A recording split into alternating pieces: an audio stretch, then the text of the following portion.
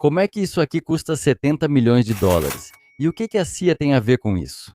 Olá a todos, aqui é o Nina Ninachev e hoje vamos entender juntos a questão mais polêmica sobre arte, o seu valor. E este será um dos vídeos mais úteis do meu canal, onde vou explicar de forma honesta e detalhada todos os segredos do mercado de arte que outros especialistas em arte nunca vão contar para você. Fiquem à vontade, vamos começar. Em todas as épocas, até meados do século XIX, a arte era simplesmente um ofício. Havia o artista, seu ateliê e o cliente. O valor dependia de 3 fatores: o nome do artista, o tamanho da tela e a quantidade de figuras nela. Porque pintar pessoas era o mais difícil de tudo. Muitos retratistas tinham até uma tabela de preços rígida. Cabeça e ombros tinham um preço, retrato até a cintura era o dobro, figura de corpo inteiro, a tarifa máxima. Se o cliente solicitava incluir no fundo um cachorro de raça, cavalo ou paisagem complexa, o preço subia proporcionalmente. Artista e cliente geralmente combinavam preço, tema e tamanho do quadro, faziam um contrato, o artista recebia adiantamento com recibo e iniciava o trabalho. Durante o processo, podiam surgir alterações que influenciavam o preço, mas o valor básico, padrão, do artista por centímetro quadrado ou polegada da tela sempre era conhecido antecipadamente. Pigmentos caros, como o ultramarino de lápis-lazuli, centenas de vezes mais caro que outras tintas, geralmente eram pagos à parte ou exigidos em contrato pelo cliente. O cliente, entre todas as oficinas disponíveis, escolhia uma de acordo com seu bolso e encomendava seu retrato ou alguma tela heróica, para depois pendurá-la na parede de seu castelo ou propriedade fria e vazia como decoração. Numa cidade grande, sempre havia muitas oficinas que competiam comercialmente entre si pela clientela, oferecendo descontos e potencial, e para fisgar clientes mais graúdos para o portfólio. Os clientes costumavam ser nobres ricos, igreja ou comerciantes. O mais prestigioso era se tornar o pintor oficial da corte, ou melhor ainda, o pintor real. Só esses tinham permissão para pintar retratos das famílias reais. Isso imediatamente colocava o artista no topo da pirâmide artística e permitia que ele cobrasse o preço mais alto por seu trabalho. Ter em casa um retrato feito pelo artista que pinta o próprio monarca era considerado extremamente prestigioso. O padrão era trabalhar por etapas. Geralmente, 1/3 ou metade do valor era pago adiantado para comprar a tela, o chassi e as tintas, o restante ao fim do trabalho. O cliente ou seu representante, algum intelectual contratado, discutiam o tema, os personagens, o cenário e o artista começava o trabalho. Antes de iniciar a tela, o artista precisava apresentar ao cliente um esboço a óleo em tamanho reduzido, chamado modelo, ou um desenho detalhado. O cliente aprovava, fazia correções, pedia para deixar a expressão do rosto mais severa, trocar aquele vestido, colocar mais joias, por favor, e então assinava. Esse esboço se tornava o principal anexo legal ao contrato, que registrava todos os acordos. O contrato também especificava quem exatamente da oficina iria trabalhar na tela.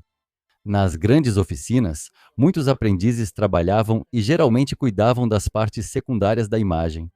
O tempo do próprio mestre era muito caro e limitado, e ele queria pegar o máximo de encomendas possível. Por isso, geralmente, o mestre pintava apenas as figuras humanas com as próprias mãos, deixando o restante para os aprendizes. Por isso, os contratos muitas vezes especificavam claramente o grau de participação da mão do mestre na obra, pois os clientes tinham muito medo de pagar uma fortuna e acabar recebendo um quadro pintado por um aprendiz desconhecido. E isso acontecia em toda parte. Nem todos os artistas eram honestos e nobres. Às vezes, para lucrar mais, eles faziam um serviço nas coxas.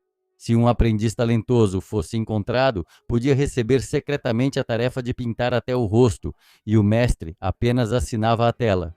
Determinar a autoria real para o cliente era muito problemático. Por isso, ouvimos frequentemente sobre a dificuldade de atribuir a autoria de pinturas.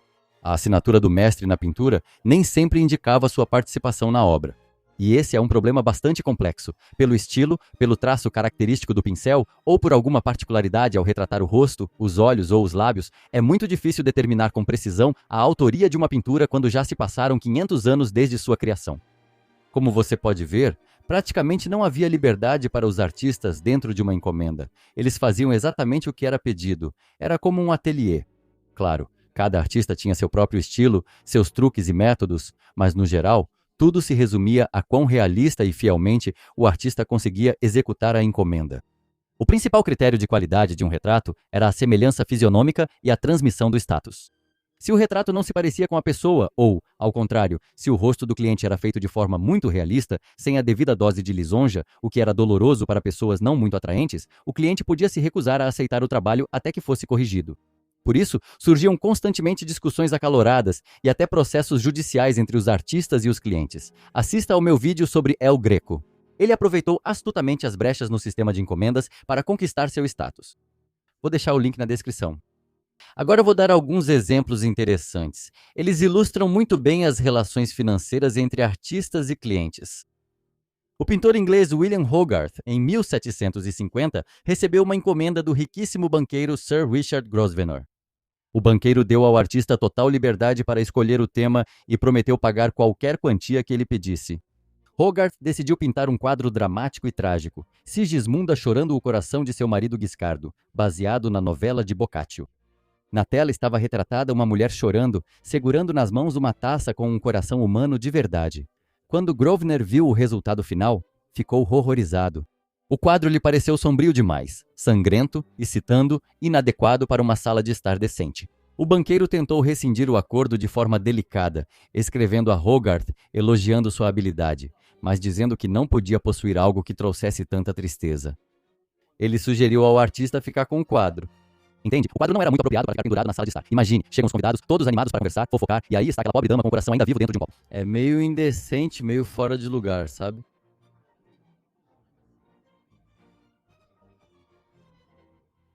Hogarth ficou furioso, considerando isso um insulto ao seu talento. Não chegou a ir para o tribunal, mas houve um escândalo público. Hogarth liberou o banqueiro de suas obrigações, devolveu o adiantamento e jurou não mais trabalhar para clientes particulares, voltando a criar gravuras para o grande público. Nunca vendeu suas pinturas em vida. Normalmente, as discussões eram por causa dos prazos. Os artistas, pessoas criativas e desorganizadas, constantemente perdiam os prazos e os pobres clientes muitas vezes tinham que literalmente implorar ao artista para terminar o trabalho o mais rápido possível. Principalmente se o quadro fosse para um evento importante ou festa de casa nova. Assim, por exemplo, o maior pastelista da França, Maurice Quentin de Latour, recebeu uma encomenda para criar um enorme retrato cerimonial da favorita oficial de Luís XV. Da Marquesa de Pompadour, que precisava ficar pronto para a abertura de um importante salão. O trabalho durou 3 anos inteiros, pois Latour tinha um temperamento difícil e exigia da influente cliente total submissão durante as sessões de pose. Quando o quadro foi concluído, Latour, levando em conta o tempo gasto, apresentou uma conta inacreditável para a época, 48.000 libras. A Marquesa de Pompadour, apesar de sua riqueza, considerou a quantia absurda e extorsiva. E de fato era. Ela ofereceu ao artista razoáveis 24.000 libras, metade do valor, mas até esse preço parecia fantástico. Latour recusou baixar o preço, afirmando que seu tempo e técnica de pastel não eram negociáveis. Se a marquesa não tivesse dinheiro, ele ficaria com o retrato. Latour praticamente chantageou a corte ao dizer que não entregaria o retrato para a abertura do salão. A corte não tinha saída. No fim, houve um acordo. A marquesa pagou metade do valor. E a outra metade foi compensada ao artista, oferecendo-lhe uma residência oficial do governo e um ateliê de prestígio bem no Louvre. A Galeria Real de Pinturas do Louvre, naquela época, abrigava não apenas a coleção da família real, mas também como residência para os melhores mestres da corte. Como pode ver, algumas pinturas levavam anos para serem feitas, especialmente as grandes e complexas, por isso já eram caras naquela época. Mas mesmo as pinturas mais caras, dos mestres mais renomados, por exemplo na França, normalmente não custavam mais de 10.000 libras. O caso descrito acima foi mais uma exceção escandalosa. Com esse dinheiro, era possível comprar uma pequena propriedade rural ou garantir uma renda vitalícia modesta, se fosse depositado no banco. Convertendo para o dinheiro de hoje, isso equivale a cerca de 250 a 300 mil dólares. E em meados do século XVII, aconteceu um evento importante. Em 1667, por ordem de Luís XIV, a Academia Real de Belas Artes da França realizou a primeira exposição dos trabalhos de seus alunos. Inicialmente eram exibições fechadas e semi-privadas, mas em 1725 a exposição foi transferida para o Salão Quadrado do Palácio do Louvre. Daí surgiu o nome histórico Salão. Em 1737 o salão se tornou público e gratuito para todos os cidadãos. Ele acontecia a cada 2 anos no final do verão e reunia multidões incríveis, chegando a 500.000 pessoas por temporada. As pinturas eram penduradas como tapeçarias, cobrindo do chão ao teto, no método de montagem de salão, hoje quase em desuso. Qualquer artista podia participar do salão, mas era preciso passar por rigorosa seleção dos acadêmicos. Se o júri aceitasse a pintura e ainda concedesse uma medalha, o artista virava estrela instantaneamente. Seus preços aumentavam de 5 a 10 vezes e burgueses ricos faziam fila para procurá-lo. Se o júri rejeitasse o mestre, ele de fato ficava sem meios de subsistência. Assim, por quase 150 anos, o principal avaliador da pintura no mundo passou a ser o júri do salão. Ou seja, apenas 30 ou 40 pessoas, o número de acadêmicos mudava constantemente, decidiam o destino de toda a arte na Europa. Assim viviam lado a lado os clientes, os artistas e os acadêmicos. Brigavam, enganavam uns aos outros, faziam encomendas, se gabavam e lutavam, até que a situação mudou. Tudo mudou com o surgimento de uma nova instituição, que transformou a abordagem à arte. Esse é um ponto essencial na nossa história. Isso aconteceu por volta de meados do século XVIII e causou uma verdadeira revolução.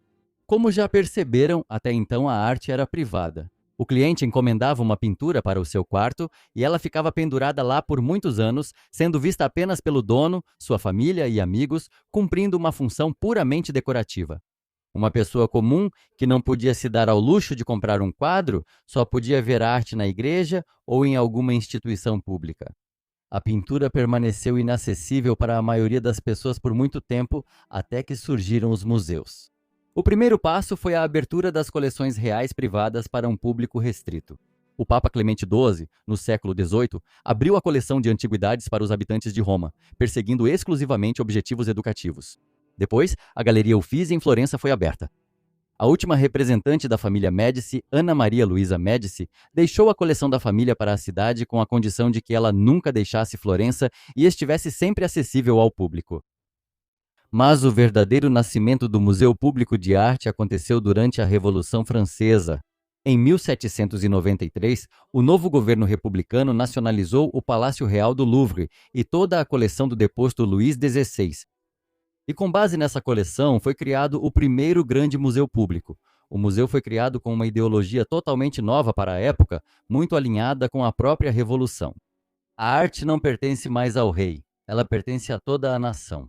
O Louvre foi aberto gratuitamente a todos os cidadãos, inicialmente 3 dias por semana, com prioridade para artistas fazerem cópias. Os museus começaram a sistematizar a arte por épocas e escolas nacionais. Gradualmente, tudo o que entrava no museu passava automaticamente a receber o status de padrão absoluto, de obra-prima. Entrar em um museu tornou-se o objetivo mais desejado de qualquer artista, o mais alto grau de reconhecimento de seu talento. Houve uma divisão entre artistas de museu e os demais. Se um colecionador queria comprar uma pintura de um autor já exposto no Louvre ou Uffizi, o preço dessa obra no mercado era várias vezes maior. O museu se tornou o principal selo de qualidade, a mais alta instituição e o guardião do legado dos artistas. Assim, os museus também viraram grandes players no mercado. Eles começaram a adquirir coleções particulares, como fez, por exemplo, o governo britânico ao formar a National Gallery, em Londres, a partir de 1824. Os museus também começaram a organizar exposições, assim como as exposições dos salões. Só que nos salões eram expostas obras de arte contemporâneas de mestres ainda vivos, recém-criadas. Nos museus estavam os antigos mestres. O Museu do Louvre realmente atuava como hall da fama. Se um artista contemporâneo expunha com sucesso nos salões, o Estado podia comprar sua pintura para os acervos nacionais, o que significava a imortalidade do autor na história e uma valorização do preço de sua obra. E tudo parecia estar bem, mas havia apenas um porém. Ao se tornar público, a arte ficou acessível a uma enorme quantidade de pessoas que não entendiam nada sobre ela. E se antes o valor de uma pintura era determinado pelo próprio cliente aristocrata, de acordo com seu gosto, agora, quando a arte foi exposta ao público em geral, surgiram pessoas que explicavam profissionalmente ao público leigo o que era bom e o que era ruim. O público também precisava, pois não tinha experiência com temas elevados. Surgiram a crítica e a perícia artística, assim como mais um ator importante na estrutura moderna do mundo da arte, os comerciantes de quadros. Naquela época eram chamados de marchands, hoje de negociantes de arte. Os especialistas são os mesmos. No século XVIII, os marchands ainda eram intermediários modestos. Eles iam ao salão, procuravam artistas promissores, compravam suas obras e as revendiam em suas lojas, lidando principalmente com novos pintores. Eles não determinavam o valor das pinturas, só intermediavam entre o reconhecimento do salão e o comprador, mas isso vai mudar em breve. Negociantes não podiam contrariar o salão. Se o salão achasse um artista ruim, eles não vendiam sua pintura.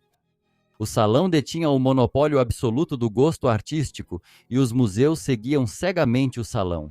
No final do século XVIII, surgiu outro fenômeno, o último participante importante no mercado de arte e mais um protagonista da nossa história. No final do século XVIII, Londres se tornou a capital mundial do mercado de arte. Dois fatores contribuíram: o grande influxo de capital das colônias para o Império Britânico e as turbulências econômicas na Europa continental, principalmente na França. Assim, obras-primas eram vendidas em massa e levadas pelo Canal da Mancha. Foi justamente na década de 1760 que a aristocracia inglesa instituiu o Grand Tour, viagens obrigatórias dos jovens nobres pela Europa, passando pela França e Itália. De lá, eles traziam aos montes estátuas antigas, pinturas de antigos mestres, mármore italiano e móveis franceses para decorar suas propriedades rurais. Na Grã-Bretanha, formou-se uma grande burguesia que enriqueceu muito com a riqueza colonial. Eles nem sempre eram aristocratas e nem sempre tinham boas maneiras, mas eram fantasticamente ricos. Naquela época, só o acesso à alta sociedade e ao prestígio não se comprava com dinheiro. Por isso, os novos ricos ingleses procuravam uma maneira de comprar status, adquirindo algo nobre, de prestígio, refinado. A arte era perfeita para isso, e naturalmente alguém logo saberia aproveitar ao máximo essa oportunidade. Esse homem foi James Christie. Antes de abrir seu negócio, Christie, após sair da marinha, foi assistente do leiloeiro londrino Thomas Hall, que negociava antiguidades e bugigangas. No escritório, James entendeu como funcionavam os leilões e percebeu isso. Os leilões daquela época lembravam feiras barulhentas e sujas nos bairros portuários, onde se vendia de tudo, desde feno e gado até roupas usadas. Geralmente, os leilões vendiam bens de falidos e pessoas em situação financeira desesperadora. Os aristocratas tinham nojo de ir até lá e mandavam seus criados. Christie pensou: se mudar a própria atmosfera e elevar o padrão dos itens vendidos, talvez consiga fazer com que os ricos venham pessoalmente aos leilões e paguem bem por isso. Ele era familiarizado com a boemia londrina, e foram esses amigos do mundo das belas artes que sugeriram a Christie que havia um grande problema no mercado de pintura e antiguidades. Vender quadros por meio de pequenos lojistas e negociantes suspeitos para aristocratas era inconveniente e até vergonhoso. Era necessário um local realmente glamuroso. Quando Christie abriu suas salas em Pall Mall, o bairro mais caro de Londres, em 1766, ele aproveitou essa necessidade ao máximo. Primeiramente, ele se recusou a vender quinquilharias domésticas. Em seus catálogos havia apenas pinturas, joias, porcelana cara, vinhos de elite e antiguidades. Em segundo lugar, ele transformou o leilão em uma apresentação teatral. Christie, elegante e com peruca empoadada, conduzia pessoalmente os lances. Seu modo de falar era tão elegante e os elogios aos compradores tão sutis que lordes e damas iam lá apenas para se divertir, como se fosse uma ópera. James Christie foi o primeiro a perceber que os novos ricos não compravam apenas uma tela ou uma estátua antiga, eles compravam status, uma atmosfera de exclusividade e emoção, a oportunidade de estar no mesmo ambiente que os aristocratas. Essa ideia foi o que criou uma das casas de leilão mais famosas até hoje, a Christie's. Christie transformou os leilões em um espetáculo social. Sua maior vitória no século XVIII foi a venda, em 1779, da coleção única de pinturas do primeiro-ministro da Grã-Bretanha, Robert Walpole.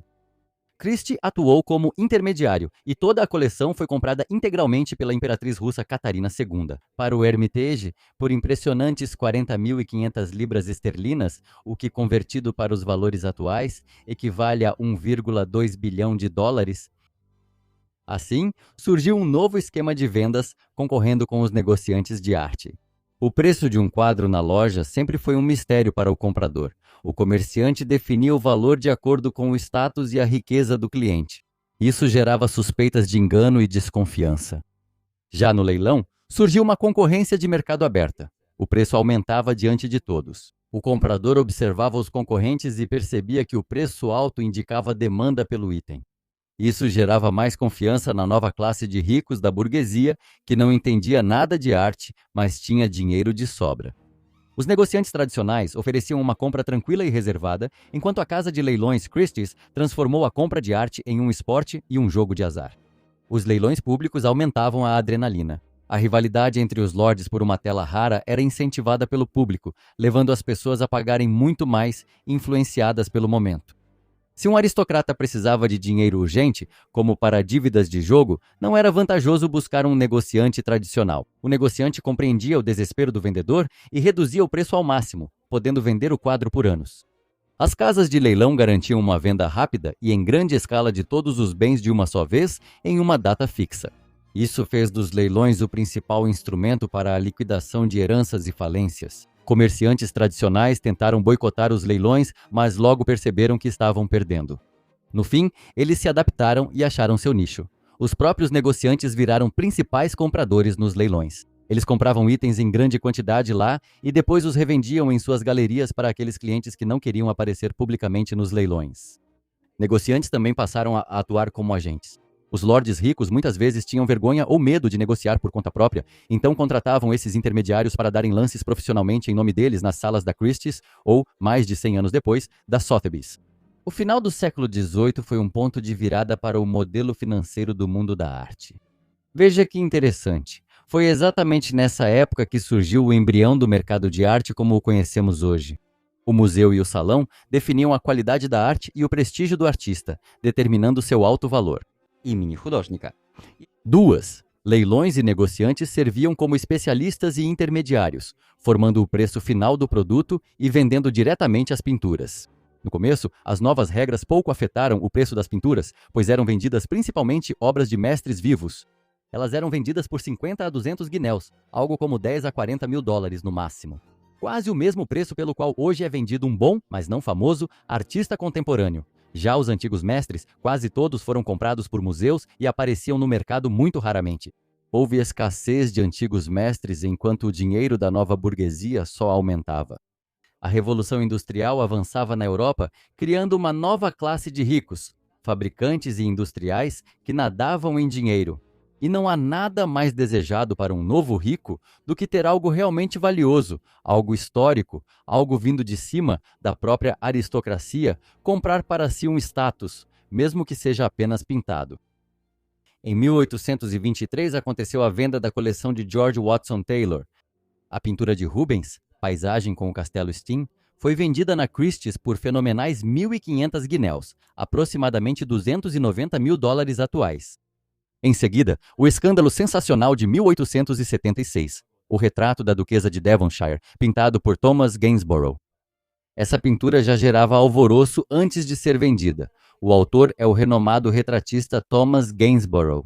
Ele retratou a duquesa, bisavó da princesa Diana, usando um grande chapéu preto com penas que, após a divulgação do quadro, virou sensação da moda e entrou para a história como o chapéu Gainsborough.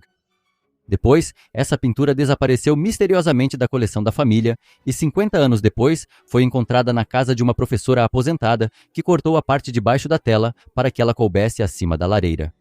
Ela vendeu a obra-prima recortada para um negociante de arte por meras 56 libras. Anos depois, a pintura passou para o colecionador Wynne Ellis e após sua morte foi leiloada na Christie's. No dia 6 de maio de 1876, um verdadeiro drama aconteceu no leilão. Grandes negociantes da época disputaram o direito de ter o retrato.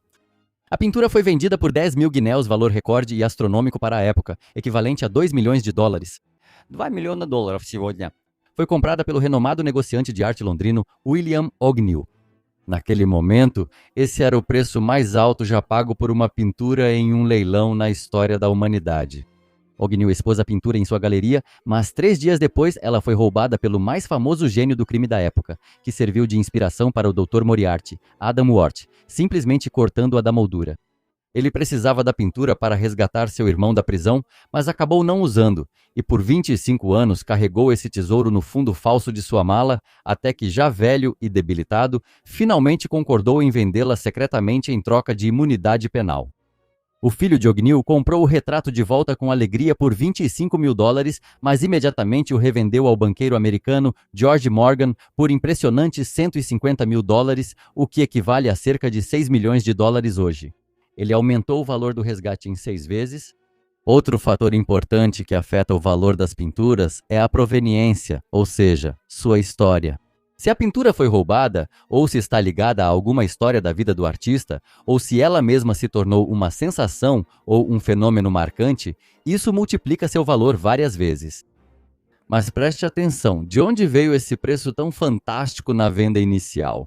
O preço não foi definido pelo comprador, artista ou museu, mas sim pelo negociante, que o elevou para a revenda, ou seja, era puramente especulativo. Primeira vez que um especulador definiu o preço recorde por obra de arte, lembre-se disso. E o que também é importante, era uma pintura do mestre antigo Rubens. A demanda por obras dos mestres antigos era enorme, mas quase não havia oferta. Suas pinturas raramente surgiam no mercado, e quando apareciam, causavam grande alvoroço. O preço máximo por uma obra de um mestre antigo atingiu um novo patamar, e na mente das pessoas ricas, isso geralmente significa que esse valor agora também é aceitável. Com uma condição, que houvesse dinheiro suficiente para a compra e os novos burgueses tinham de sobra. E parece tudo lógico. Os velhos mestres são raros, as fortunas dos novos burgueses estão crescendo e as pinturas dos velhos mestres, cuja posse era o maior símbolo de status para quem não era da aristocracia, naturalmente iriam aumentar de preço gradualmente, proporcionalmente ao crescimento das fortunas capazes de permitir esse tipo de compra. Mas como foi que a arte contemporânea, às vezes com qualidades estéticas bastante duvidosas, passou a valer hoje em dia valores comparáveis e muitas vezes até maiores do que os velhos mestres? Por que este quadro de Cy Twombly foi vendido por 70 milhões de dólares e a abstração de Jackson Pollock por 86 milhões?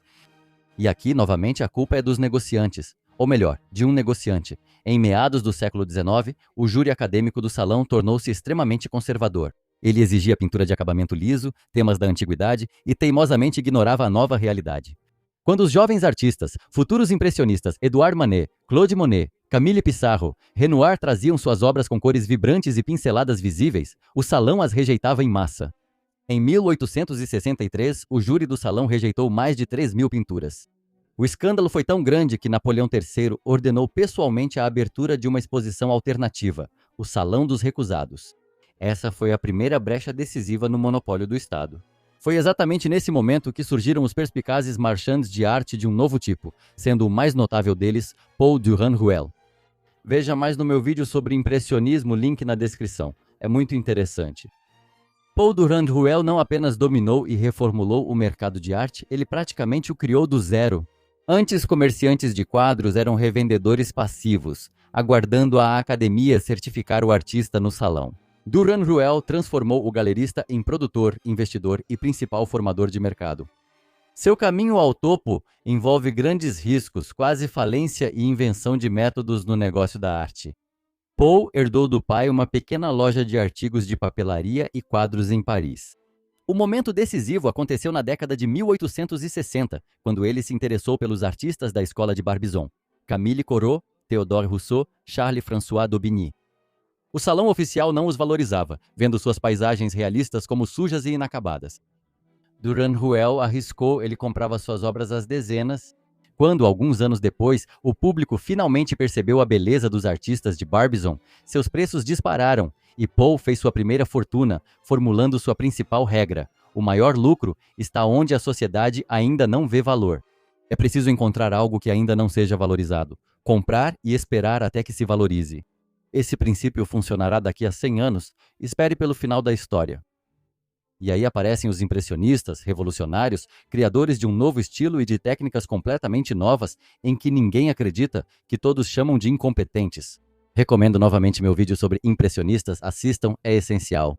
Em 1870 começou a Guerra Franco-Prussiana. Para salvar suas pinturas, Durand-Ruel foi para Londres e abriu uma galeria na New Bond Street. Lá, o pintor barbizoniano d'Aubigny apresentou-lhe um jovem refugiado francês, futuro pai do impressionismo, Claude Monet.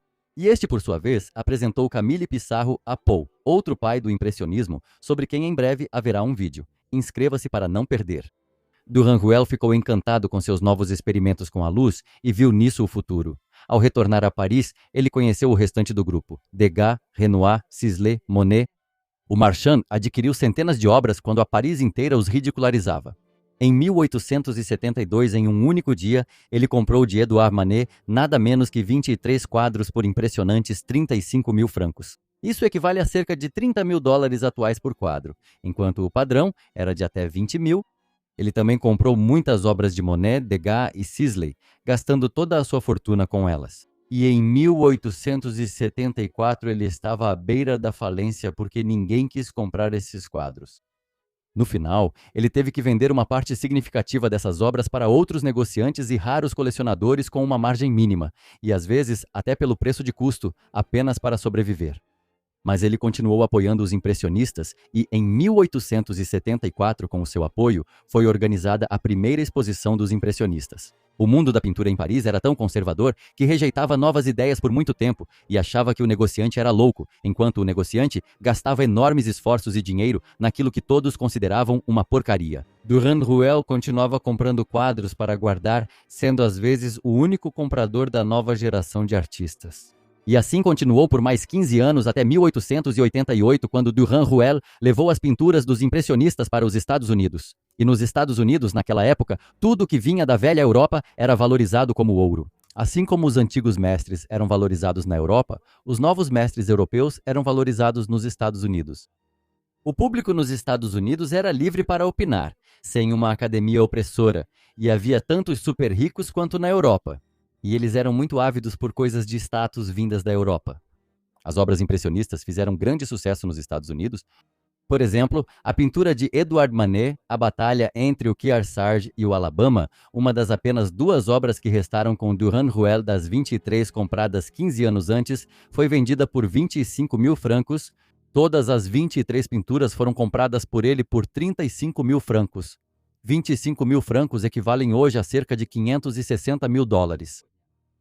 Naquela altura, Monet já havia falecido, e suas pinturas, naturalmente, aumentaram de valor, como costuma acontecer após a morte de qualquer artista. Apesar de ser um recorde para novos artistas, em comparação com obras de impressionistas vivos vendidas por 2 ou 3 mil francos, isso era extraordinário. Artistas vivos e da moda do salão oficial, como Ernest Meissonier e William Bouguereau, vendiam suas novas telas gigantes por 150 mil francos ou mais. Quero destacar aqui um ponto importante. Se antes o preço de uma pintura era determinado pelo cliente e tudo era claro, agora havia surgido uma nova situação. As pinturas não eram mais só por encomenda.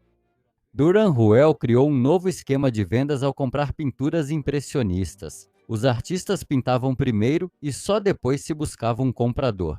Ou seja, o artista não era mais controlado por ninguém, exceto pelos resultados reais das vendas e pela opinião do negociante. Além disso, a própria técnica impressionista de pintar rapidamente em poucos dias reduzia significativamente o custo de cada tela e os riscos que o artista assumia com cada quadro em caso de fracasso. Os artistas, com a ajuda de Durand-Ruel, puderam trabalhar para si mesmos, seguindo seus próprios desejos e realizando todas as ideias que lhes vinham à cabeça, sem gastar anos em uma única pintura e sem temer muito que ninguém a comprasse. Durand-Ruel criou um período de transição de 15 anos inteiros, que permitiu aos novos artistas pintar, experimentar, se desenvolver e não morrer de fome, enquanto o mercado, aos poucos e a contragosto, se acostumava com a nova arte. Esse é um momento super importante, quando o artista, em sua motivação criativa, saiu do controle do cliente. O cliente, envolvido no esquema financeiro de venda de quadros, foi aos poucos deixando o cenário. O preço, o valor da arte, não vinha mais de fora, com uma encomenda ou compra em leilão, mas começava a ser formado dentro da própria comunidade artística pelo próprio artista e seu negociante, e só depois a obra era colocada à venda para um público indefinido. A pintura deixou de ser feita para um comprador específico. Ela tornou-se um produto comum de mercado, quando seu criador, sem saber quem a compraria, passou a depender em grande parte da iniciativa do agente e de sua criatividade na interação com o mercado para determinar o preço final de venda. Assim, ocorreram 2 mudanças importantes. A pintura tornou-se uma mercadoria e descobriu-se o vasto mercado americano, que estava pronto para comprar arte europeia moderna por um bom preço. Negociantes da América invadiram a Europa, impactando imediatamente os preços europeus. Já em 1895, Claude Monet, um impressionista vivo, vendeu sua Catedral de Rouen por 15 mil francos em uma exposição individual, e isso sendo um artista vivo da nova geração. Algumas das telas mais destacadas e elaboradas dessa série, assim como das séries londrinas seguintes com o Parlamento, Durand-Ruel vendia para colecionadores já por 20, 25 e até 30 mil francos. Com 30 mil francos na época, dava para comprar uma boa casa de campo. E por 150 mil francos valor pelo qual mestres vivos do academicismo vendiam suas telas, era possível comprar uma mansão luxuosa no centro de Paris. Em 100 anos, o preço da pintura clássica aumentou 5 vezes, enquanto a nova só alcançou o nível da clássica de 100 anos atrás. Ou seja, veja, no início do século XX, os antigos mestres e os clássicos contemporâneos já valiam até vários milhões de dólares atuais. Mas a arte contemporânea, embora estivesse crescendo, ainda chegava no máximo a $500 mil. E então chega o momento mais decisivo e, de certa forma, dramático, que será fundamental para entender por que a arte contemporânea custa tão caro. O sucesso comercial dos impressionistas levou o mundo da arte a correr para experimentar, tentando repetir esse sucesso. Todo artista sonhava criar uma abordagem tão inovadora que fundasse seu próprio ismo. Surgiram o pontilhismo, o fauvismo, o cubismo, o raionismo, o expressionismo, o surrealismo. E todos eles começaram a experimentar novas formas de representar a realidade. De que novas maneiras é possível retratar objetos do mundo real para que sejam únicos, mas ainda reconhecíveis e capazes de provocar emoções no espectador. E o público muitas vezes não entendia esses experimentos. O público achava que a arte servia para agradar olhos e alma. Não se pode dizer que a nova arte experimental conquistou o público imediatamente. O público resistiu, mas a situação já mudou. Já surgiu uma classe de especialistas que faziam a ponte entre artista e comprador. Muitos compradores não entendiam de arte, mas como tinham dinheiro, contratavam especialistas, chamados negociantes de arte. E, pela primeira vez, surgiu uma situação de conflito de interesses, de fato, quando o vendedor também é o avaliador da qualidade do produto. Claro que nessa situação, o vendedor nunca criticaria seu próprio produto. O comprador muitas vezes não conseguia avaliar a beleza da nova arte, considerada complexa demais, por isso confiava no especialista. O mercado reagia de forma diferente à nova arte. Enquanto os impressionistas levaram décadas para serem reconhecidos, a vanguarda do início do século XX, apoiada pelo sistema de galerias de Durand-Ruel, conquistou a mente e o bolso dos colecionadores muito mais rápido. Porém, cada movimento teve destino financeiro próprio. O cubismo, Picasso, Braque, Gris, tornou-se o primeiro movimento de vanguarda a se transformar em um projeto comercial de enorme sucesso. E por trás disso estava um homem, o galerista alemão Daniel Henri Kahnweiler. Kahnweiler copiou e aprimorou os métodos de Durand-Ruel. Ele fez contratos exclusivos rigorosos com Pablo Picasso e Georges Braque, comprando absolutamente tudo o que eles produziam. Ele proibiu exposições nos salões oficiais e exigiu que fossem só na galeria de Kahnweiler, criando uma aura de sociedade secreta e elitismo. Antes da Primeira Guerra Mundial, Kahnweiler comprava obras de Picasso por 200 a 500 francos cada, o que hoje seria cerca de $10 mil. Poucos compravam essas obras, comerciantes russos, Sergei Shukin, Ivan Morozov e a americana Gertrude Stein.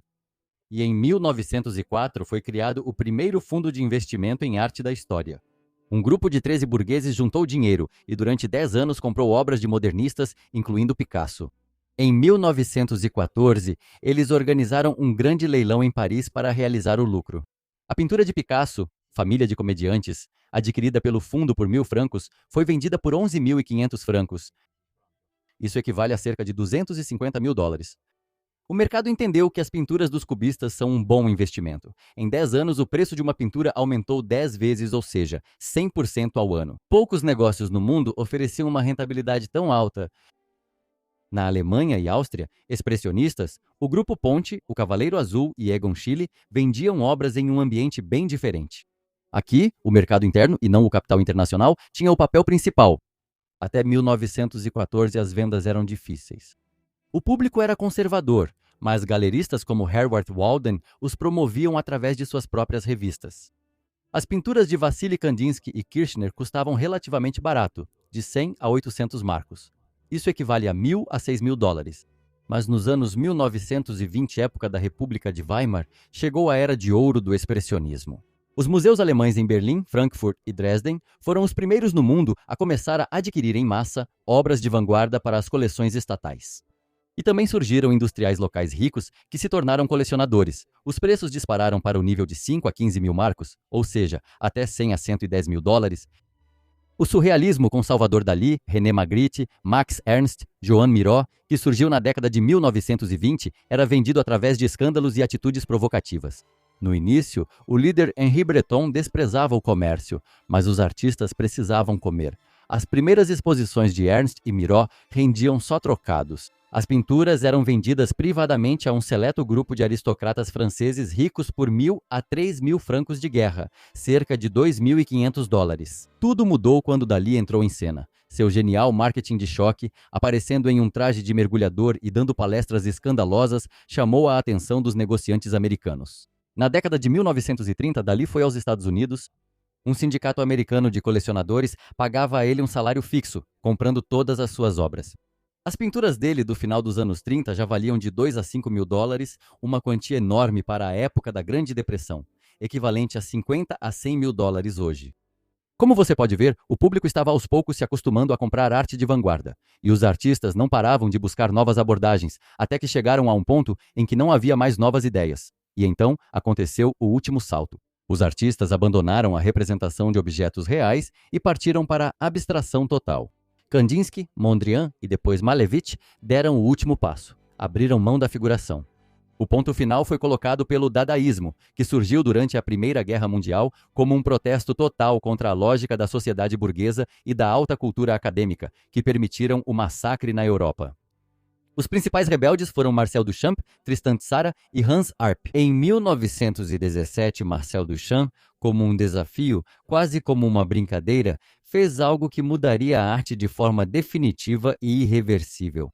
Ele comprou um mictório comum de porcelana em uma loja, virou-o de cabeça para baixo, assinou com o nome fictício de R. Mutt e o enviou para uma exposição com o título de Fonte. Isso foi ao mesmo tempo um desafio e uma primeira tentativa de um novo conceito. O artista já não precisava nem saber desenhar ou esculpir. Sua principal força é a escolha conceitual. Os abstracionistas e dadaístas, em geral, declararam que, a partir de agora, a qualidade do objeto de arte não é mais importante. O principal é o conceito, a ideia que o artista coloca na arte. Pode ser entulho de construção, respingos de tinta ou duas cadeiras coladas, mas se houver uma ideia do artista por trás disso, então já é arte. Essa era a ideia. Em outras palavras, os artistas expressaram e tentaram popularizar a ideia de que a arte não precisa mais ser atraente ou sequer agradar ao espectador. Eles tentaram dar um passo ousado, afastando-se do último órgão de controle da reação do espectador, nós mesmos. Inicialmente, isso não teve sucesso. Obras de Bourgeois eram descartadas, e abstrações de Miró e Kandinsky vendidas por quase nada. A burguesia, os museus e as casas de leilão simplesmente não notavam essas faixas e quadrados na tela, não os considerando arte. O grande dinheiro permaneceu indiferente à arte abstrata por muito tempo. Tudo mudou quando grandes fortunas se uniram aos artistas nos Estados Unidos. Vale notar que os Estados Unidos sempre se viam como atrasados em relação à Europa. Eles não tinham uma escola de arte própria, nem uma longa história da arte, nem impressionistas famosos, mas possuíam muito dinheiro e uma mentalidade mais aberta. Na Europa, habituada ao classicismo e à arte figurativa, a arte abstrata era pouco aceita, enquanto nos Estados Unidos, sem esse apego histórico, as pessoas estavam prontas para assumir riscos. A primeira figura desse tipo nos Estados Unidos foi Katharina Dreyer, uma herdeira rica e ao mesmo tempo artista. Em 1920, junto com Marcel Duchamp, ela criou a Société Anonyme, praticamente o primeiro museu de arte moderna itinerante dos Estados Unidos. Dreyer comprava pessoalmente em Berlim e Paris obras de Malevich, Kandinsky e Mondrian quando elas custavam uma ninharia, algo entre 200 e 500 dólares. Levava essas obras por cidades americanas, palestrando e promovendo a ideia de uma nova visualidade. E em 1929 foi inaugurado o MoMA, talvez o museu de arte moderna mais famoso do mundo atualmente. Foi inaugurado em Nova York por 3 mulheres ricas, depois conhecidas no meio artístico como as Damas Ousadas. Eram Abby Rockefeller, esposa de John Rockefeller Jr., herdeiro do império petrolífero Standard Oil. Ela foi a principal idealizadora.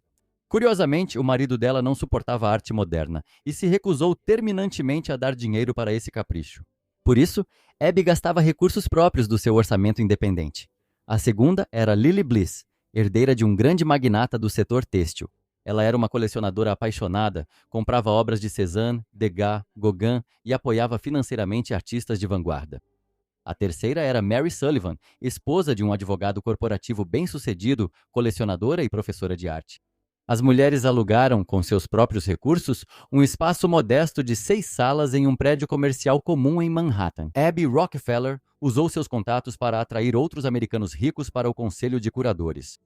O primeiro presidente do museu foi o famoso financista e colecionador Conger Goodyear, que também investiu muito dinheiro e ajudou a construir o modelo de negócios do museu. Mais tarde, quando o museu provou seu sucesso, até mesmo o cético John Rockefeller Jr. amoleceu. E, finalmente, em 1936, ele doou ao museu um terreno na Rua 53, onde hoje está localizado o novo e famoso prédio do MoMA. Mas o avanço comercial definitivo da abstração aconteceu nos anos 30, quando o grande capital americano entrou em cena. O magnata do aço, Solomon Guggenheim, sob a influência de sua conselheira, a artista alemã Hilla von Rehby, se entusiasmou com a ideia da arte abstrata. Guggenheim começou a comprar obras de Wassily Kandinsky às dezenas e centenas e passou a construir um museu separado para a arte moderna. E em maio de 1939, em Manhattan, na Rua 54 Leste, foi inaugurado o predecessor direto do museu atual, o Museu da Pintura Não Objetiva. Hilla von Rehby tornou-se sua primeira diretora e curadora. A famosa obra-prima arquitetônica do atual Museu Guggenheim, em forma de espiral, seria construída 20 anos depois, em 1959. Assim, na década de 30 do século passado, surgiram 2 museus de arte moderna em Nova York ao mesmo tempo. Até então, não existiam museus de arte moderna no mundo. Lembram que a instância máxima e o objetivo divino de qualquer artista eram os museus, mas eles só focavam na arte clássica.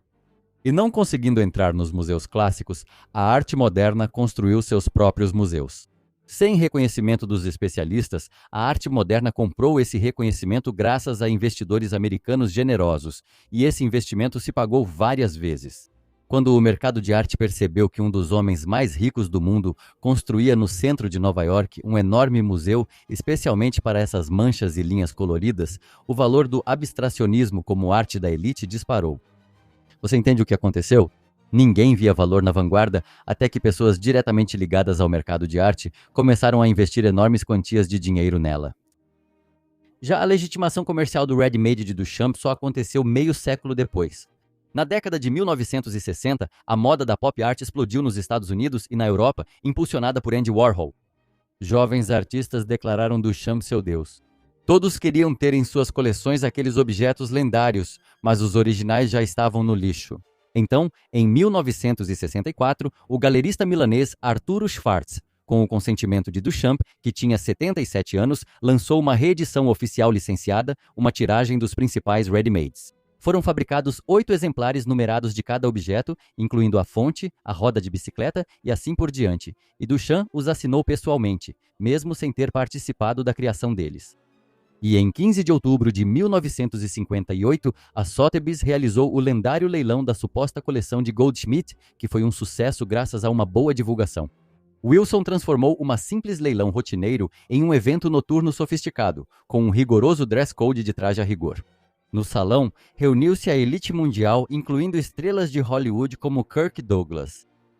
7 quadros de impressionistas, entre eles Monet, Van Gogh e Cézanne, foram vendidos em tempo recorde de 21 minutos, arrecadando valores altíssimos para a época, mas insignificantes atualmente. 781 mil libras esterlinas, cerca de 30 milhões. As décadas de 50 e 60 nos Estados Unidos marcaram o surgimento da pop art e do expressionismo abstrato. Uma direção completamente nova, que, no entanto, era recebida com muito ceticismo pela sociedade e pelos críticos. O público via isso ou como uma zombaria do bom senso, ou como um design comercial cínico, que, na essência, era o que realmente era. As obras dos expressionistas abstratos e da arte moderna em geral eram vendidas por preços baixos. Seus autores ainda estavam vivos, o que significava que continuavam abastecendo o mercado com suas obras, então ninguém conseguia ultrapassar os 10 mil, e mesmo 10 mil era uma grande raridade. A primeira exposição individual de Willem de Kooning, em 1948, não teve nenhum sucesso comercial. As pinturas foram avaliadas entre 200 e 800 dólares, o que seria cerca de 2.500 a 10.800 dólares hoje, mas quase não houve compradores. Mark Rothko, em meados da década de 1950, vendia suas obras em média por 1.200 a 3.000 dólares, Em 1954, Pollock, que precisava desesperadamente de dinheiro para bebida e para viver, vendeu a enorme tela Colunas Azuis para um colecionador. Para o engenheiro Fred Olsen por apenas $6.000, o que equivale a cerca de $70.000 hoje. Apenas 3 anos depois, em 1957, já após a trágica morte de Pollock em um acidente de carro em 1956, a mesma tela foi revendida ao colecionador Ben Heller. Por um valor recorde para a época de $32.000, cerca de $350.000 hoje. Essa negociação chocou a comunidade artística. Ninguém acreditava que alguém pagaria por respingos na tela de um modernista americano o valor de uma boa casa de campo. Sobre todos eles haverá vídeos no meu canal, inscreva-se para não perder. No entanto, o expressionismo abstrato e a pop art foram os primeiros movimentos na história que surgiram nos Estados Unidos, sendo seus primeiros frutos artísticos. Foi uma época de auge da Guerra Fria, quando os Estados Unidos competiam com a URSS pelo posto de líder ético e financeiro do mundo. A arte era uma das áreas de superinfluência pela qual os Estados Unidos lutavam. Agora vou contar uma história que pode parecer teoria da conspiração ou algum tipo de filme de espionagem, mas há muitas provas e investigações mostrando que foi exatamente assim que aconteceu. A CIA entra em cena. A influência dos serviços secretos americanos no reconhecimento do expressionismo abstrato por muito tempo parecia apenas um boato no meio artístico. No entanto, hoje essa campanha secreta, que ficou conhecida como Guerra Fria Cultural, está totalmente documentada e comprovada. A CIA criou uma rede inteira de fundos culturais por meio de uma cadeia de testas de ferro, cujo objetivo era promover a nova arte americana na Europa. Os artistas nem sabiam disso. Jackson Pollock, Mark Rothko, William de Kooning eram intelectuais de esquerda, anarquistas e antimilitaristas. Eles realmente odiavam o governo americano, o conservadorismo, a era do macartismo e o FBI. A CIA nunca pagou diretamente a eles, não os contratou, nem ditou o que pintar. Os artistas foram usados sem saber. A CIA lavava dinheiro por meio de dezenas de organizações de caridade reais e fictícias. O mais famoso foi a Fundação Fairfield, criado pelos serviços secretos. Quando a Galeria Tate, em Londres, ou o Museu Nacional em Paris, não tinham recursos para uma exposição do vanguardismo americano, surgia um generoso mecenas dos Estados Unidos chamado Julius Fleischmann, o chefe nominal da Fundação Fairfield, mas na verdade um agente da CIA, e ele pagava totalmente o transporte das obras e o seguro. Criada em 1950 em Paris sob a égide da CIA, a organização coordenava a vida cultural da Europa. Sob seu patrocínio, dezenas de revistas intelectuais influentes eram publicadas, elogiando constantemente o expressionismo abstrato e criticando o realismo socialista soviético pela falta de liberdade. O Museu de Arte Moderna de Nova York, o MoMA, também foi parceiro não oficial da CIA nessa operação, quando o Departamento de Estado dos Estados Unidos se recusava oficialmente a enviar as obras de Pollock para a Bienal de Veneza devido aos ataques de congressistas conservadores, que consideravam a abstração uma sujeira comunista. O MoMA usava supostos fundos privados para comprar pavilhões americanos e levar as exposições por conta própria, financiadas pelos mesmos canais das agências de inteligência. O aspecto mais absurdo e curioso da participação das agências de inteligência americanas na promoção do expressionismo abstrato é que nos anos 50 diferentes órgãos dos Estados Unidos travavam uma guerra entre si por causa dos mesmos artistas.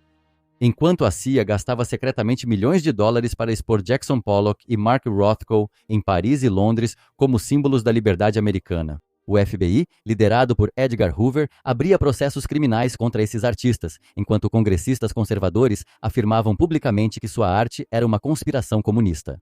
Gerou-se uma situação surreal, típica de comédias de espionagem. Mark Rothko, um anarquista convicto, está sentado em seu ateliê, bebendo uísque barato e amaldiçoando o governo capitalista americano e as agências de inteligência que, segundo ele suspeita, e não sem razão, o estão vigiando. Agentes do FBI vigiam suas janelas e analisam suas declarações de imposto, tentando acusá-lo de atividades anti-americanas.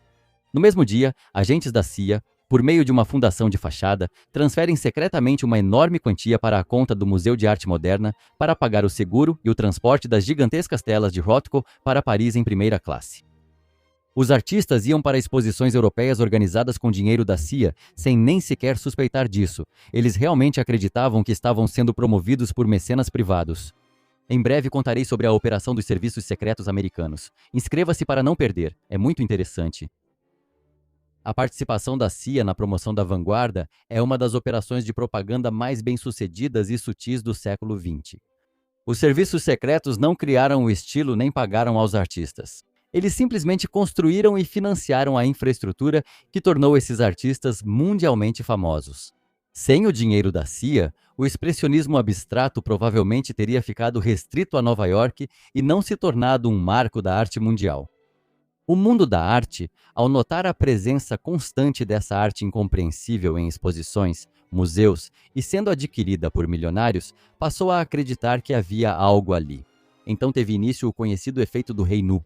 Todos reconhecem o valor de um objeto, mas ninguém sabe explicar o motivo. E aqui acontece um evento que tirou todas as dúvidas, embora de uma maneira bastante peculiar. Esse evento foi o leilão do magnata dos táxis, Robert Scull, em outubro de 1973 em Nova York. Scull foi um dos primeiros, nas décadas de 50 e 60, a comprar pop art e abstração direto dos ateliês dos artistas, muitas vezes por apenas 100 a 500 dólares.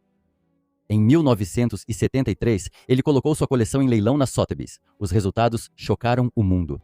A pintura de gelo de Robert Rauschenberg, comprada por Scull por 900 dólares, foi vendida por 85 mil. A obra Duplo Mapa Branco de Jasper Johns, que custou ao proprietário 10.200 dólares, foi vendida por um recorde de 240 mil. Os valores eram pequenos, porém fantásticos. A diferença entre os preços de compra e venda indicava um excelente investimento. Em 15 anos, as pinturas valorizaram 85 vezes, proporcionando uma rentabilidade de até 600% ao ano. Nenhum negócio no mundo oferecia uma rentabilidade tão astronômica. Além disso, o valor de entrada ainda era muito baixo, apenas alguns milhares de dólares. E para essa mina de ouro correram todos os investidores do mundo, todos que tinham pelo menos algumas dezenas de milhares de dólares disponíveis. Os preços começaram a subir e a aposta da CIA funcionou. Nos anos 80, a situação parecia uma tempestade perfeita. Por um lado, já havia o reconhecimento institucional da nova arte. Investidores interessados surgiram, dispostos a investir, e para a surpresa de todos, agora é o Japão que entra no jogo. Nos anos 80, o Japão virou a segunda maior economia mundial, e os japoneses tinham tanto dinheiro que não sabiam onde gastar. Os japoneses criaram a estratégia financeira Zytec e passaram a usar obras de arte como garantia para grandes empréstimos. Compravam arte ocidental em grande escala, sem se importar com preços, apostando na valorização. Isso rendia mais que títulos ou ações. Os grandes capitais japoneses inflacionaram os preços, começando nos impressionistas e levando Van Gogh a 39 milhões, e depois a onda chegou até os modernistas americanos vivos como de Kooning. Em 1988, as vendas batem novos recordes. Jasper Johns, falso começo de 1959, foi vendido por 17 milhões. A quantia de 17 milhões de dólares ajustada pela inflação, hoje equivale a cerca de 45 milhões de dólares. O valor pago por uma obra de um artista vivo chocou o mercado. O público não entendia como uma abstração com manchas coloridas caóticas e nomes de cores escritos por cima podia valer mais do que a maioria dos grandes clássicos da arte. Mas apenas um ano após o recorde de Johns, a enorme abstração expressionista de de Kooning, Troca, de 1955, ultrapassou até mesmo a barreira psicológica dos 20 milhões. Hoje, isso equivale a cerca de 50 milhões. O mercado percebeu que não se tratava só de uma compra espontânea, mas sim de um sistema. Depois que o mercado financeiro japonês entrou em colapso em 1990, o mercado de arte mergulhou em uma longa recessão. Os preços caíram de 40% a 50% e houve uma calmaria. Um novo avanço verdadeiramente global e insano nos preços da arte contemporânea ocorreu em meados dos anos 2000 e continua até hoje. No início dos anos 2000 surgiram no mercado novas pessoas super ricas, os gestores de fundos hedge americanos Steve Cohen e Ken Griffin, além dos oligarcas russos da primeira onda e dos sheiks do Catar. A arte finalmente se transformou em um ativo financeiro global. Foi exatamente nessa época que nasceram as novas estrelas do marketing de choque, Damien Hirst e Jeff Koons. Em 2007, Damien Hirst vende sua instalação com comprimidos, Lullaby Spring, por 19,2 milhões de dólares. No mesmo ano, Jeff Koons vende um coração gigante de aço por 23,6 milhões de dólares. No final da década de 2010, os preços das obras de artistas vivos chegaram perto dos recordes históricos absolutos dos antigos mestres. Em novembro de 2018, o britânico David Hockney quebrou recorde com sua pintura Retrato do Artista. Piscina com duas figuras é vendida na Christie's por 93 milhões de dólares. Em maio de 2019, Jeff Koons recupera a coroa de artista mais caro. Sua escultura de aço coelho é vendida por 91 milhões e 100 mil dólares. Atualmente, das 10 pinturas mais caras da história, 3 são do expressionismo abstrato dos anos 50 e 60 e a mais cara está em segundo lugar. Essa é a obra Troca de Willem de Kooning, que foi vendida em leilão por 300 milhões de dólares. Mais caro que isso, só o Salvador do Mundo de Leonardo da Vinci, que custou 450 milhões. A pop art, o ready-made e o expressionismo abstrato seguiram etapas semelhantes a outros estilos, como o impressionismo, cubismo e fauvismo, passando do desprezo ao sucesso comercial. Mas existe uma diferença muito importante. O preço e o valor dessa arte se tornaram tão altos não como resultado do reconhecimento pela sociedade do valor estético, histórico ou cultural dessas obras, mas sim devido a uma atratividade comercial criada artificialmente. Instituições influentes, por várias razões, promoviam a nova arte americana, vendiam entre si e investiam muito dinheiro até convencer o mundo da arte de seu potencial comercial. Pela primeira vez na história da arte, uma etapa importante de reconhecimento estético de uma nova abordagem foi pulada. É exatamente por isso que, mesmo agora, ainda existe esse enorme abismo entre o preço e a compreensão de onde ele veio. Porque nenhum historiador da arte conseguirá explicar por que exatamente este quadro do Pollock é bom ou por que ele é melhor do que este ou aquele, sem mencionar o nome do artista, a história da obra ou o preço de venda. Nos últimos 10 anos, houve um acúmulo colossal de capital privado no mundo. Na economia, surgiu uma enorme quantidade de bilionários dos Estados Unidos da China, dos países do Golfo Pérsico e do setor de tecnologia. O primeiro bilionário do mundo apareceu muito recentemente, há apenas 10 anos, em 2016, foi John Rockefeller. E hoje já são 3.500 com uma fortuna total de 20 trilhões de dólares. Elon Musk quer atingir uma fortuna de 1 trilhão. 1 milhão de dólares é apenas uma milionésima parte da fortuna dele. É como $1 para um milionário. Ele e outros podem se dar ao luxo de comprar um quadro por até 1 bilhão. Quando uma pessoa já tem tudo, super iates, coberturas em todas as capitais e jatos particulares, passa a faltar o que mais comprar para destacar seu status, para se diferenciar dos outros ricos. A arte aqui se torna um troféu de elite e resolve perfeitamente essa questão. Comprar um Jackson Pollock por 180 milhões de dólares, recorde de maio de 2014, é uma forma de entrar no clube mais fechado e elitista do planeta. E isso nem é tão caro se você tem centenas de bilhões na conta. A arte se transformou em um instrumento de prestígio. No mundo, simplesmente não existem coisas que sejam tão caras e elitistas quanto a arte.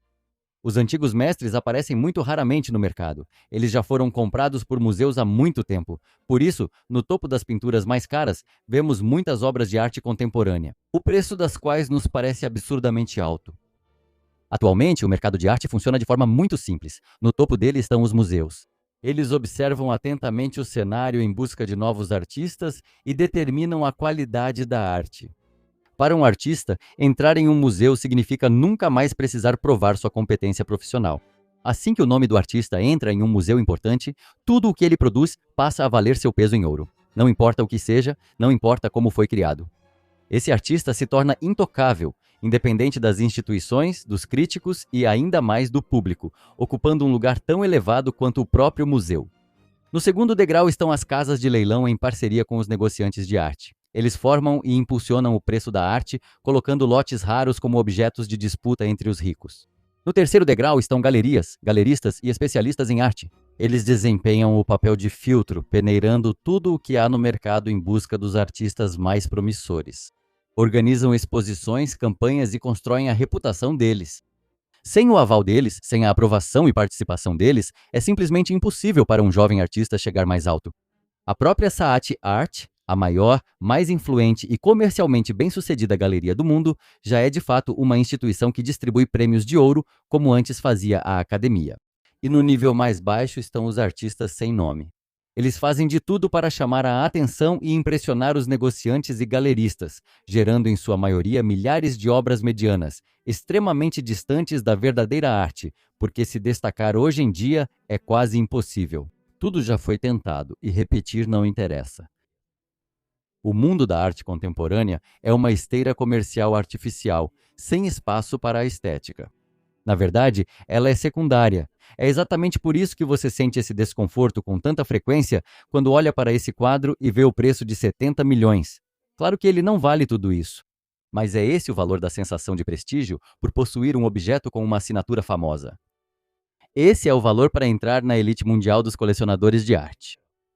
Esse é o valor de uma pintura que agora estabelece um precedente, para não dizer que tem valor histórico. E esse é o preço da oportunidade de vendê-la em 10 anos por 200 milhões. E se eu tivesse algumas centenas de milhões de dólares, a primeira coisa que eu faria seria comprar alguma porcaria com um nome famoso, para depois de alguns anos vendê-la por um preço mais alto. Por isso, não se surpreenda com o preço da arte contemporânea. Ele não reflete em nada o valor estético dela. E o seu gosto está ótimo, não se preocupe. Mas na arte contemporânea também existem verdadeiras joias. Banksy, Anish Kapoor, Maurizio Cattelan, Flora Yukinovic, uma jovem estrela fantástica. São muitos, e se você ficar comigo, com certeza vou falar sobre eles, e você será capaz de distinguir a verdadeira arte de uma porcaria à primeira vista. Inscreva-se. Amigos, criei este canal para contar para vocês sobre arte de forma simples e interessante. Eu adoro fazer isso. E cada novo vídeo é o meu pequeno projeto, para o qual preciso criar uma narrativa interessante, selecionar às vezes até 500 fotos, organizá-las corretamente e legendá-las. É um grande trabalho, mas priorizo qualidade à quantidade. Vou continuar fazendo isso, mas o seu apoio seria muito útil para mim. Por favor, torne-se um patrocinador do canal aqui no YouTube ou faça até mesmo a menor assinatura no Boost ou no Patreon. Vou deixar os links na descrição. Vamos criar a comunidade de arte mais bem informada do mundo. E obrigado por assistir.